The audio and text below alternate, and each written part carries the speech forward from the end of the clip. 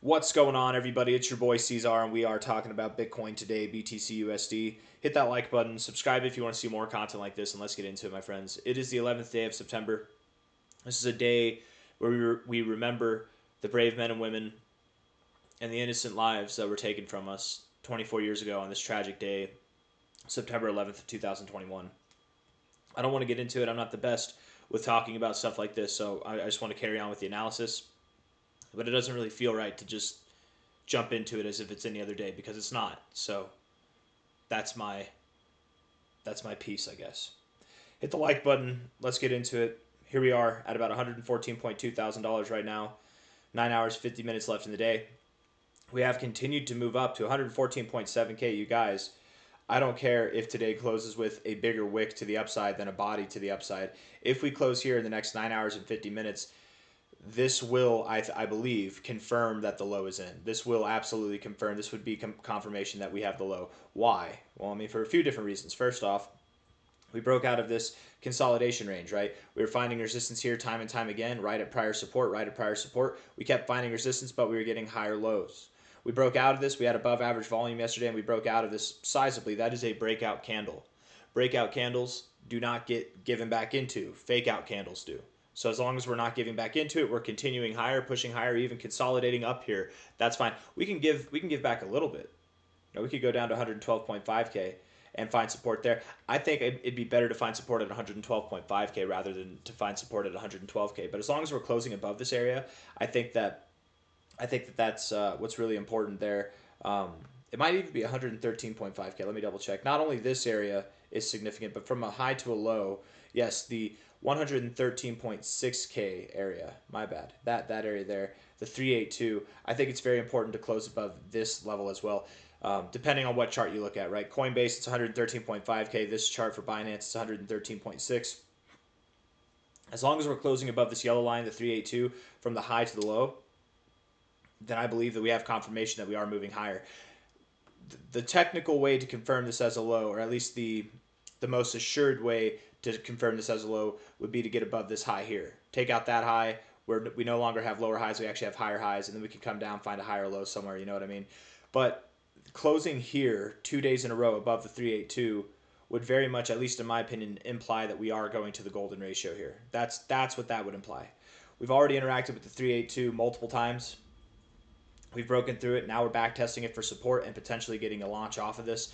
Things are looking good.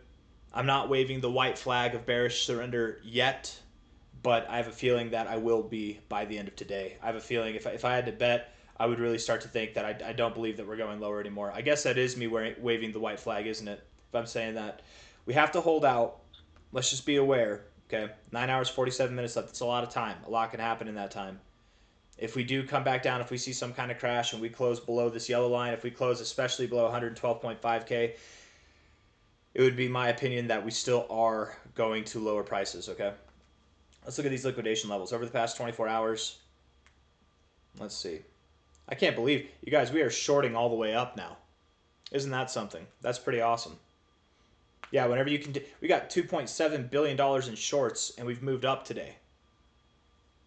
Like, you're almost tit for tat with the longs. that I think definitely it's fuel to the fire to the upside. 7-day time frame here. A lot more longs than shorts, but still a lot of shorts. 30-day time frame. The shorts outweigh the longs. At this point, barely. They are pretty 50-50. I'm sure what we'll see, if I'm correct in my assumption, we'll see some kind of move up that clears out a bunch of shorts. The longs will then pile on. We'll move back down. People will think this is a lower high, but really it's taking out this high. It's a change in structure. We'll come down. We'll find a higher low in this area, basically the same area that we're at now. The longs will get cleared out, and then we will continue to rally, right? Something like that. As we short all the way up, that would be my expectation. But time will tell. 114.2k now. It's certainly looking like we're going to 117.6 or higher in a very short amount of time. If we look at this on the 1 hour time frame,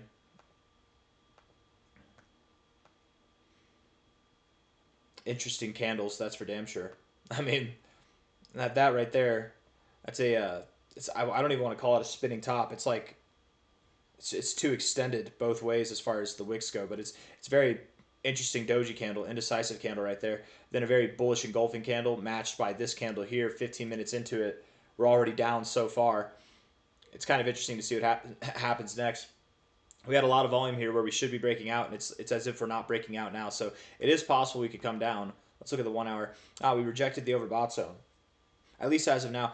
I wish I was making this video in 45 minutes, because if in 45 minutes this 1 hour comes up and closes green, we're actually getting into the overbought zone, and this is a good look. But if it closes red, we're rejecting the overbought zone. It's a bad look. We'll probably come down. Stochastics, same thing. MACD, same thing. We'd be coming down.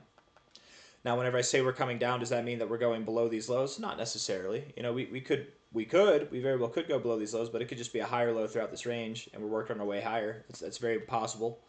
Let's look at the 4 hour time frame and see what kind of pivots we might be at. Do I want to take this low to high? Maybe I want to take the. I don't know. I don't feel confident about this. Let's pretend like this is a high and we're coming down. So if we're coming down, then this would imply that we go to about 112.7K to 111.7K, somewhere in there. That would definitely cause some trouble for the whole bullish side. And if we come down to these areas, you guys, especially if we close the day down here, I'd be convinced at that point that we do have lower lows to go. And again, the lower target area would be 105.3K to 103K. Okay, somewhere in that area there. If we come down to this area, and specifically if we close the day at this area, right? It's very possible with 9 hours left in the day, almost 10 hours left in the day, that we could come down to this area and then bounce back up in a very short amount of time. But I do think it would be problematic if today closes below 113.5K. It'd be problematic for the bulls, not problematic for the bears. Ooh, man. I really do wish I was making this video 45 minutes from now, because that is a powerful signal there, rejecting the overbought zone after getting into it. And just with how important today's close is, we could be full-blown bearish again tomorrow, or by in 9 to 10 hours, depending. I mean, if we were to move down like this, we look here, this is the last time that we rejected the overbought zone. After being in it, right? Here we rejected it, but we were on our way up. Here we're rejecting it on our way down. We moved down for the remainder of the day, or the remaining like 9 to 10 hours there. If we move down that much, that put us below 112K. That would make me think that we're going lower. But again, if this 1 hour here in the next 42 minutes, if it closes green, all those worries go away. But it would have to close green. You don't want it to close red. If it closes red, you're rejecting the overbought zone on 2 different indicators, and I don't think that would look good. I wish I was making this video in 42 minutes, but I'm not going to be. So anyways, let's carry on. 4 hour time frame here, also rejecting the overbought zone, not a good look. Stochastics overbought, that is a good look. MACD looks bullish as well. But the candle is ultimately neutral. The price action is ultimately bearish. Or bullish, sorry. Bullish, not bearish. I would think that we do press on higher, but it really does depend, I think, on what we do between now and the end of this day. Closing a 4 hour time frame below 113.5. Why is it different now? You guys notice that? It was 113. Did I have it at the wrong? I think I had it at the wrong low. Okay, that's what it was.